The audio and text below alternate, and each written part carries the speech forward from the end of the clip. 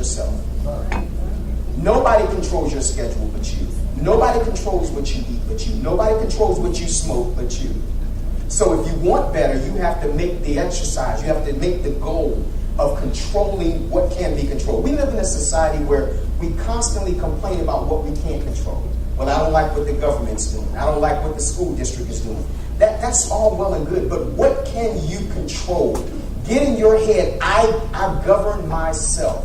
I guard myself so that when things aren't going the way I want it to go, I only hold one person responsible for it. Thank God President Obama's in the White House, but I only hold one person responsible. Thank God that there are laws in Virginia that allow us to practice our religion freely, but I only control one person. That's Early Lee Jackson Jr. And when you do that, you stop blaming everybody else for what's happening to you, and you start owning up and being responsible for who you are, and more importantly, who you want to become. I want to close with this. There was a young man, little boy, he found a caterpillar. Scooped the caterpillar up, ran in the house and said, "Mom, can I keep the caterpillar?" She said, "Well, you're going to need a jar, you're going to need some bushes in there, you're going to need some grass in there, because that's what caterpillars eat." So he went outside, he's excited, he's got this old mason jar, and he's collecting different things to put in there, making it very comfortable for the caterpillar, poked holes in the lid, closed the lid, and set it on his windowsill in his room. After a couple of days, he ran to his mom. "Mom, I can't find a caterpillar." So she rushes in. She said, "Well, the caterpillar surely couldn't have gotten out." So they find the caterpillar wrapped up in the cocoon. And after a couple of days of that, the boy's excited. He's wondering what's going to come out. He notices that there's a hole opening up at the back of the cocoon, and the butterfly is now trying to emerge out. And being helpful, wanting to really be there for the caterpillar, he goes and gets a pair of scissors and snips around it. Butterfly comes out, no problem.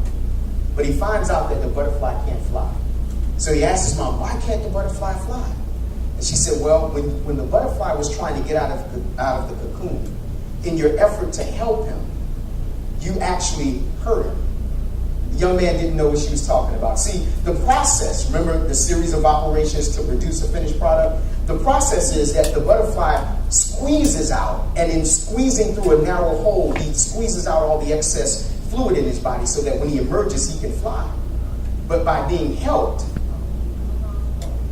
he actually hurt the butterfly, and the butterfly was unable to actually function and operate properly.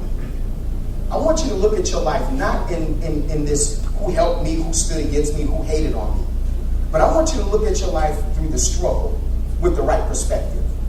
If they had helped you, you may not be able to fly today. If they were there for you, you may not have been able to fly today. See, I'm a firm believer that all things work together for our good.